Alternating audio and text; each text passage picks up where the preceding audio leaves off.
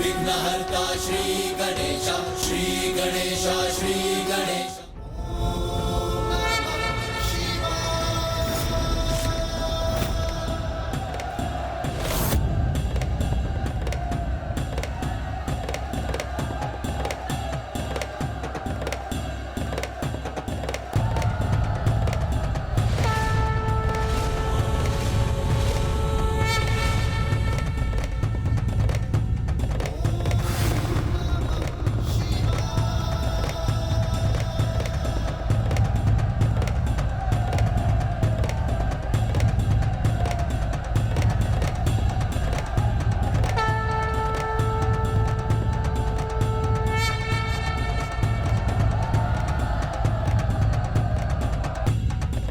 प्रणाम नारायण, प्रणाम माता।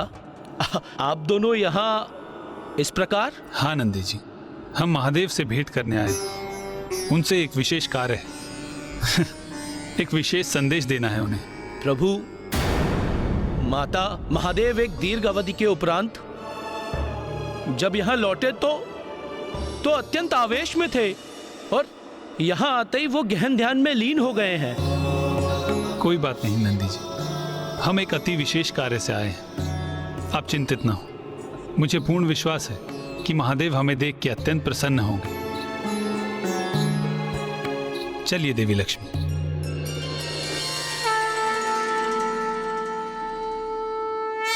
नारायण स्थिति की गंभीरता क्यों नहीं समझ रहे हैं? मुझे चिंता हो रही है। कहीं महादेव अपने ध्यान में आए व्यवधान से पुनः क्रोधित हो गए तो? प्रभु नारायण, मुझे क्षमा करें, मैं छोटे मुंह बड़ी बात कह रहा हूं, किंतु महादेव को इस समय इतनी ध्वनि भाएगी नहीं। प्रभु, मेरा तात्पर्य है कि यदि इनका मृदन वादन इतना आवश्यक है तो ये अवश्य करें, किंतु उसकी ध्वनि तो कम कर सकते हैं ना? नारायण और माता लक्ष्मी ने तो मेरे निवेदन को जैसे अनसुना कर दिया। कहीं अब कोई भीषण अनर्थ तो घटित नहीं होने वाला है यहाँ?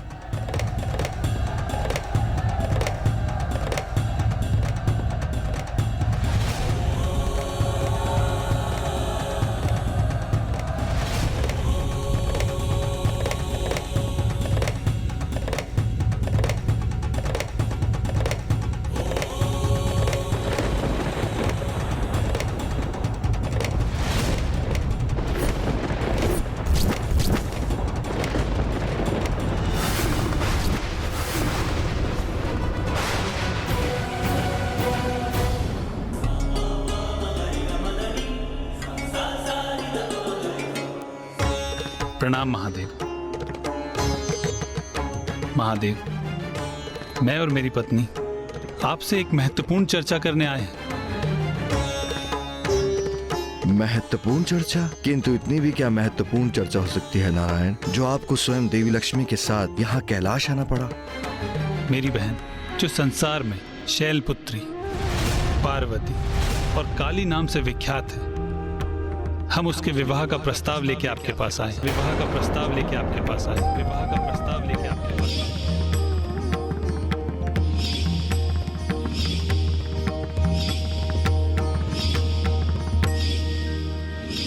मेरी बहन पार्वती जो मेरे ही अंश हिमालय पर्वत के अधिपति महाराज हिमावन की इकलौती पुत्री है और अपने राजभवन में संपूर्ण सुख सुविधाओं के साथ पली बड़ी है।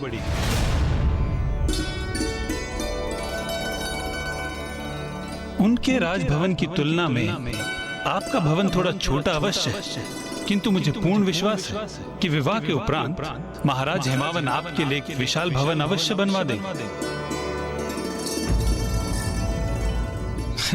क्यों देवी लक्ष्मी? ये आप क्या कह रहे हैं नारायण? मेरे प्रभु महादेव तो त्रिलोक के अधिपति हैं। संपूर्ण सृष्टि उन्हीं में समाहित है। सूर्य एवं चंद्र सभी के ऊर्जा के स्रोत तो वो ही हैं। कैलाश का ये सर्वोच्च शिखर उनका सिंहासन है। उन्हें भला किसी भवन की क्या आवश्यकता? किंतु मेरी बहन दुर्लभ और बहुमूल्य आभूषण ही धारण करने की अभ्यस्त है।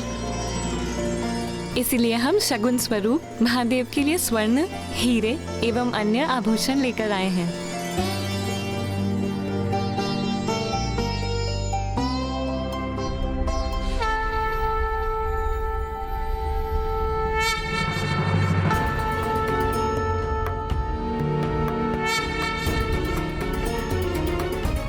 माता लक्ष्मी, ये तो सर्व ज्ञात है कि महादेव तो सभी संसारिकता के प्रपंचों से परे हैं। उन्हें इन बहुमूल्य वस्तुओं का कोई मोह नहीं। मेरे महादेव तो मात्र भस्म में रमते हैं। किंतु मेरी बहन सर्वगुण संपन्न है, अद्भुत सौंदर्य है उनका। और महादेव जगत पिता है, त्रिकालदर्शी, परम ब्रह्म है। अब बस भी कीजिए नाथ। मुझे ज्ञात है कि आपको अपनी बहन पार्वती पर बहुत गर्व है। आप यहाँ उनका प्रस्ताव लेकर आए हैं, तो उनकी इतनी प्रशंसा करना तो स्वाभाविक है। आपकी बहन सर्वगुण संपन्न है, तो महादेव भी महादेव हैं। उनकी महिमा की भी कोई तुलना संभव नहीं। इसीलिए अब आप बात आगे बढ़ाइए। महादेव, आप मेरी बहन पार्वती के विवाह का प्रस्ताव स्वीकार कर लीजिए। सोच लीजिए महादेव, यदि आपका विवाह मेरी बहन पार्वती से होता है तो कैलाश में भी सुख समृद्धि बढ़ेगी। नारायण, आप कदाचित भूल रहे हैं, पार्वती आपकी इकलौती बहन और महाराज हिमावन की इकलौती पुत्री होगी, किंतु वो मेरी शक्ति, धन, समृद्धि, भवन, आभूषण इत्यादि से आप मेरी आदि शक्ति का संबंध जोड़ रहे हैं। किंतु कदाचित आप भूल रहे हैं कि सृष्टि में जो कुछ भी है और जो कुछ भी होगा वो तो स्वयं उन्हीं का साकार रूप है। दिव्यता की ये मूर्त रूप है, जगत जननी है, प्रकृति है, समस्त ऊर्जा की स्रोत है। वो है तो मैं हूं, क्योंकि शक्ति रहित शिव तो शव है, शव।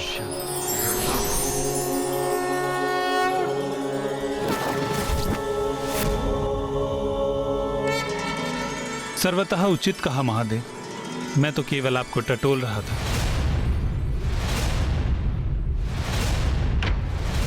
क्योंकि जब आपने बहन पार्वती को देखा तो बिना कोई प्रतिक्रिया दिए आप गुफा से प्रस्थान कर गए। तो हमें आभास हुआ कि शायद आप अभी भी विरक्ति की अवस्था में हैं। किंतु अब आपके इस कथन से हमें ज्ञात हो गया है कि देवी पार्वती आपके कण कण में बसती हैं, आप उनसे विलग नहीं। तो हम इसे आपकी स्वीकृति समझे। महादेव, देवी पार्वती से विवाह का प्रस्ताव स्वीकार कर लीजिए।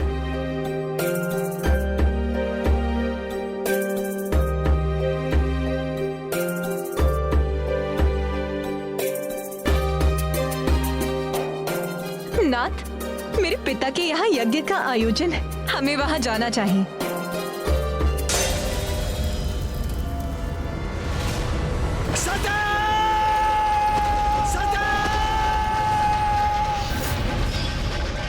किंतु नारायण, यदि पुनः वही हुआ जो पूर्व में हुआ था, तो क्या पुनः मैं उस असहनीय वेदना को सह सकूंगा?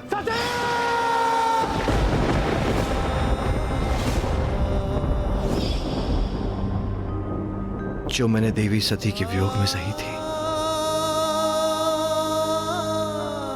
नहीं, ये मुझे स्वीकार नहीं।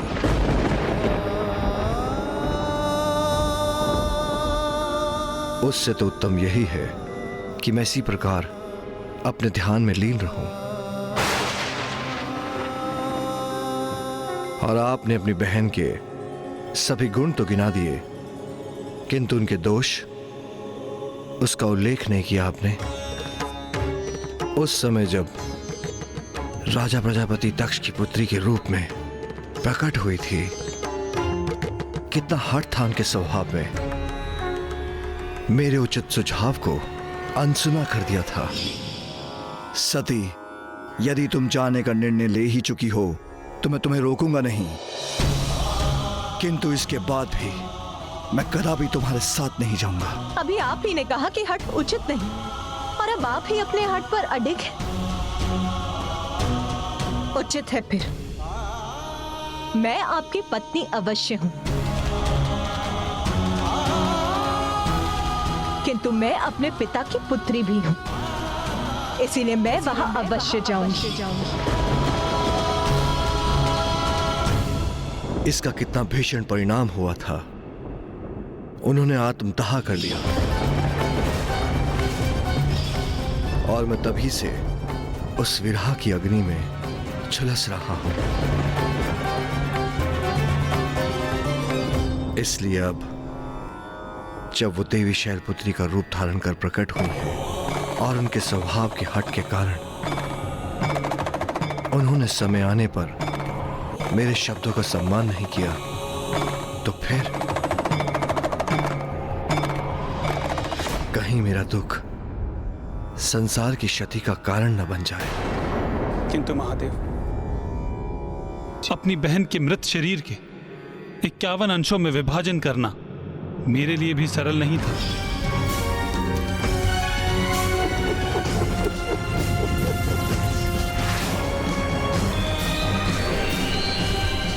अत्यंत पीड़ादायक था, किंतु ये केवल आपके और देवी पार्वती के सुख या हित तक ही सीमित नहीं है। जगत पिता हैं आप।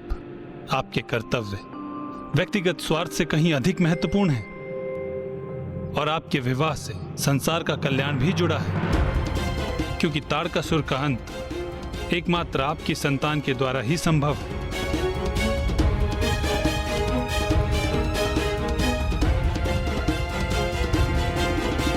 महादेव, देवी पार्वती आपका सानिध्य पाने के लिए व्यग्र हैं, और मुझे ज्ञात है कि आपके हृदय की गहराई में यही प्रबल इच्छा छिपी हुई है।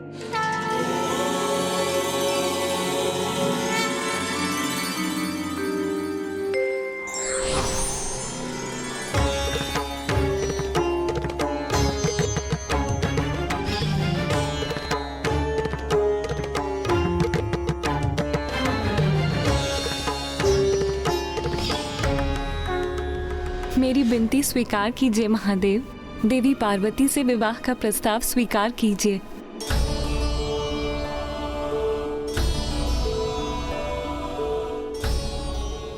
नहीं, नहीं, नहीं।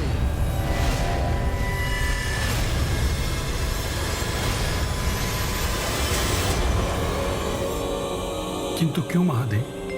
नारायण, मेरे विषय में सब कुछ ज्ञात होते हुए भी आप मुझे टटोल रहे थे। यहां आकर एक प्रकार से आप मेरी परीक्षा ले रहे थे, तो मैं भी देवी पार्वती से विवाह उनकी परीक्षा लेने के उपरांत ही करूंगा। हाँ नारायण, मुझसे विवाह करने हेतु देवी पार्वती को परीक्षा देनी होगी और उसमें सफल भी होना होगा।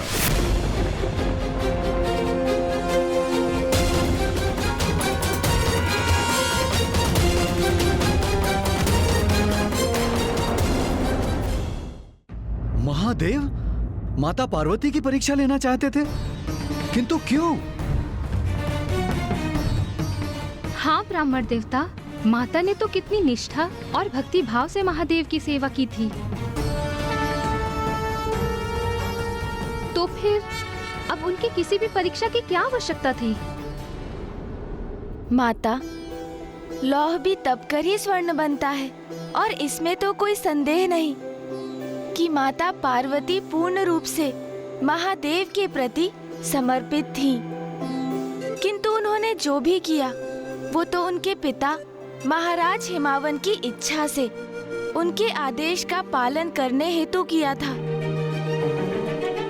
किंतु अब महादेव ये सुनिश्चित करना चाहते थे कि जहां माता सती के प्रेम में हठ सम्मिलित था, वहीं माता पार्वती उस हठ से सर्वथा मुक्त थी। उचित है ब्राह्मण देवता, किंतु आप हमें यह भी बताने का कष्ट करें कि फिर महादेव ने माता पार्वती की परीक्षा कैसे ली? अवश्य बताऊंगा महाराज, क्योंकि अत्यंत अद्भुत थी ये परीक्षा।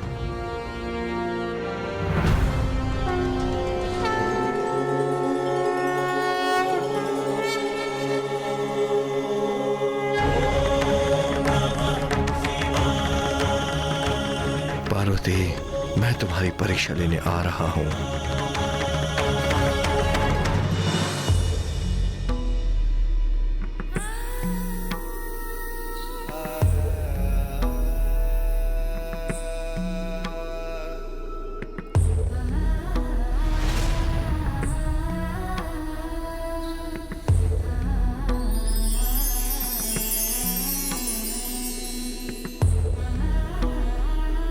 बड़ी विचित्र बात है, वो महायोगी बस वहां से प्रस्थान कर गए। उन्होंने तुमसे कुछ भी नहीं कहा।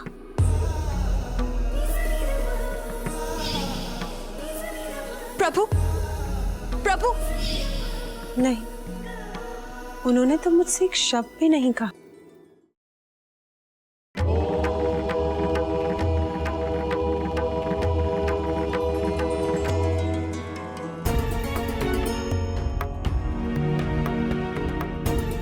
मुझे ऐसी पुत्री चाहिए जो महादेव की पत्नी बनने की अधिकारी हो। मैं तुम्हारी पुत्री बनकर तुम्हारी मनोकामना अवश्य पूर्ण करूंगी। तथास्तु। स्वामी, मैं आपकी चिंता समझ सकती हूँ, किंतु देवी मैना, अब हमारी पुत्री काली 16 वर्ष की हो गई है। मां आदिशक्ति ने पार्वती के जन्म से पूर्व वरदान दिया था कि हमारी पुत्री का जन्म महादेव से विवाह करने के लिए हुआ है। इसीलिए सेवा भाव को और भी प्रखर करने हेतु मैंने उसे महायोगी जी के पास सेवा करने के लिए भी भेजा था, किंतु महायोगी भी अचानक कहीं चले गए हैं। स्वामी, पुत्री की चिंता तो माँ को सदैव ही रहती है, किंतु पुत्री का मोह भी तो माँ को नहीं छोड़ता। इसलिए अब मैं पुत्री पार्वती के विवाह में इतनी शीघ्रता नहीं चाहती, विशेष रूप से तब जब उसका विवाह किसी ऐसे व्यक्ति के साथ होने वाला हो जिससे हम भली भांति परिचित भी नहीं। ये आप क्या कह रही हैं देवी मैना? महादेव से उसका विवाह नियति है उसकी, नियति है उसकी, किंतु ज्ञात नहीं है महादेव अचानक कहां चले गए हैं। उन्हें कहां ढूंढूं मैं? कब और कैसे उनका सानिध्य प्राप्त होगा हमारी पुत्री को? पार्वती, मैं तुम्हारी परीक्षा लेने आ रहा हूं।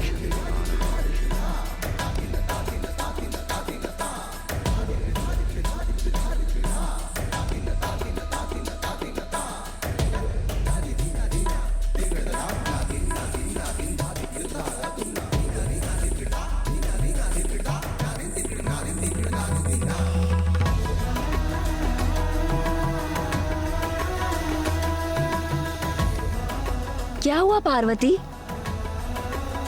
अब अचानक से तुम इतनी विचलित कैसे हो गईं? ज्ञात नहीं, मुझे ऐसा आभास हुआ जैसे किसी ने मुझे मेरे नाम से पुकारा।